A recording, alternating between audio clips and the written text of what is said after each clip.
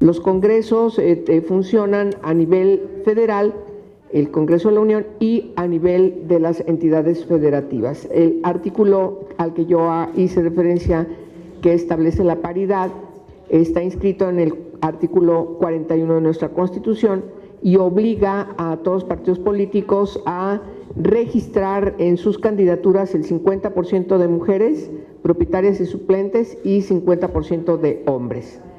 Eso ha llevado que el Congreso de la Unión tengamos casi alrededor del, creo que es el 44% de mujeres. Todavía no llegamos a la paridad, pero hemos avanzado mucho, y en los congresos locales ya se está expresando en algunos congresos incluso la integración de la paridad. Esto es muy importante destacarlo. Tenemos en puerta otra reforma a ese mismo artículo 41 para incorporar también al tercer orden de gobierno, que es el ámbito municipal. Es decir, obligar a todas las entidades federativas a que cuando se compita en un municipio, cualquiera que sea la característica del municipio, haya paridad tanto en la conformación de las candidaturas a quien encabeza las alcaldías, como en la integración de la lista de regidurías y de sindicaturas, integrado siempre de manera paritaria. Entonces, este avance es muy importante para nuestro país porque incorpora a las mujeres en esta exigibilidad de los derechos políticos. Hay otro avance importante que impulsamos. Yo entonces era diputada federal hace 4 legislaturas atrás, que es la Ley General de Acceso de las Mujeres a una Vida Libre de Violencia. Esta ley es muy importante porque armonizamos la Convención Belén do Pará.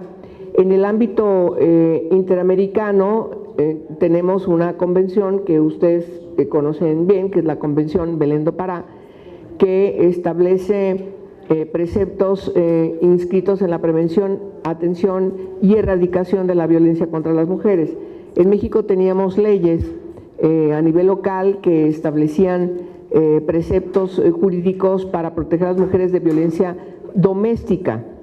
Sin embargo, con esta Ley General de Acceso de las Mujeres a una Vida Libre de Violencia, lo que hicimos las diputadas fue incorporar los preceptos de la Convención Belén do Pará, en primer lugar, para definir que la violencia de género contra mujeres es una violencia que se padece en el ámbito público y en el ámbito privado.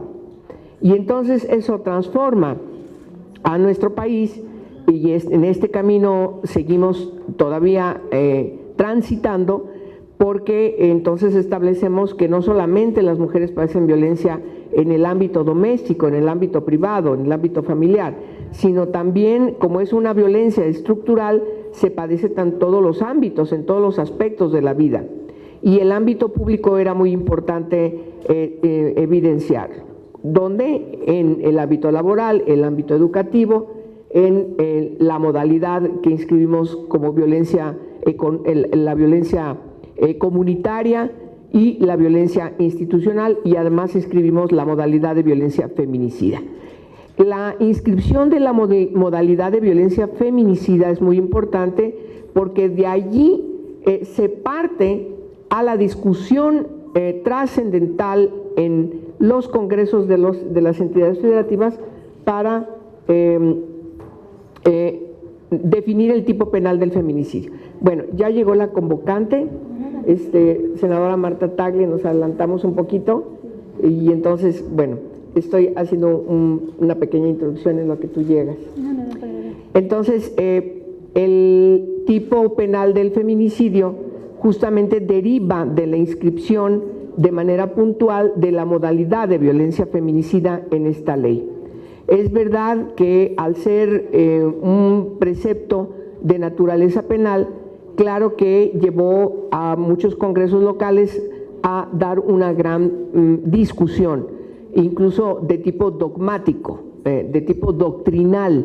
Los penalistas, por supuesto que tuvimos que remontar esta visión ortodoxa respecto de que estas definiciones particulares por cierta condición característica de la persona se estaban prácticamente desapareciendo del marco jurídico penal de nuestro país, como es el caso del parricidio o el infanticidio. Y entonces regresar, ellos argumentaban, a la definición de un tipo penal como el feminicidio era un retroceso. Y entonces la discusión doctrinal que emprendimos en esa época fue fundar que el feminicidio se perpetra contra las mujeres por situaciones de misoginia y por situaciones de odio. De tal manera que en los códigos, tanto el de procedimientos penales como en el Código Sustantivo Penal, inscribimos estos preceptos que yo acabo de mencionar y claro, remontamos la discusión. Para quienes son penalistas entienden muy bien esta discusión respecto de que estos conceptos de misoginia, estos conceptos de odio son preceptos que están inscritos desde el punto de vista penal como preceptos subjetivos, y eso se convertía en un problema para la definición del tipo penal. Dimos una gran discusión, me parece que en caso personal, junto con otra impulsora de la ley, dimos una discusión fuerte en el ámbito del Distrito Federal de la Procuraduría, del Distrito Federal, y además con la participación preponderante de quien entonces estaba presidiendo el Instituto de las Mujeres en el Distrito Federal, que también como diputada trabajó e impulsó las reformas en materia de acceso a las mujeres a una vida libre de violencia. Y por supuesto en el ámbito de la Procuraduría empezamos a discutir y remontar estas inquietudes de los penalistas, de tal manera que en el Distrito Federal logramos definir el tipo penal con gran éxito, puesto que eso se puede evidenciar en quienes están hoy purgando una sanción de privación de libertad o alguna medida alternativa a la prisión de libertad inscrita precisamente en el tipo penal del feminicidio. En el caso del Distrito Federal hubo antes una reforma muy importante que deben recordar las compañeras en 2008, en donde se inscriben los crímenes de odio, y particularmente para proteger a personas de la diversidad sexual, de tal manera que ese precepto es una base sustantiva que nos permite entrar a la siguiente discusión cuando definimos el feminicidio. Entonces, quienes son penalistas conocen cómo se transitó. En otros estados de la República también se comienza a definir el tipo penal del feminicidio, como fue en el Estado de México, que prácticamente al paralelo del Distrito Federal se define este precepto de naturaleza penal. Hoy la ley ha tenido un éxito importante, al paso de los años lo podemos distinguir porque todas las entidades federativas tienen una ley en esta materia. Junto con esta ley también se va prácticamente de la mano la inscripción en el Congreso de la Unión, en el marco federal, de la Ley para la Igualdad entre Mujeres y Hombres. Esta ley establece, por supuesto, también la incorporación de otra convención importante, que es la CEDAW, es la Convención para la Eliminación de todas las formas de discriminación contra las mujeres.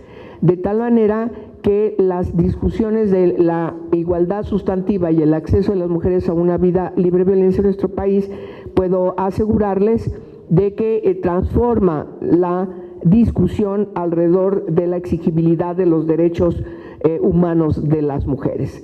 De tal manera, de las mujeres de todas las edades, por eso es muy importante mencionar que la incorporación del concepto mujeres es simplemente el fundamento en el que nos sustentamos, es que no haya ninguna mujer de cualquier edad, de cualquier condición que esté inscrita. Es decir, no solamente es la mujer, sino las mujeres, todas las mujeres, desde ese punto de vista, y en la exposición de motivos de estas leyes lo establecemos, que ese es el sentido de visibilizarlas de manera plural.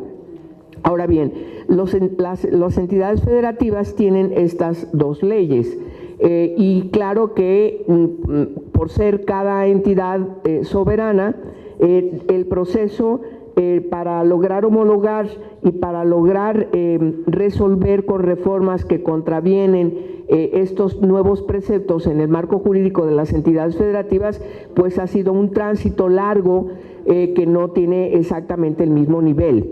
Es decir, hay entidades que han avanzado más y hay entidades que todavía siguen con un gran retroceso. Termino diciendo que ya habiendo hecho esta introducción, ahora lo que sigue es ya dejar esta sesión que ha convocado la senadora Martha Tagle, y les agradezco mucho a ustedes su atención, ratificándoles la bienvenida al Senado de la República. Muchas gracias.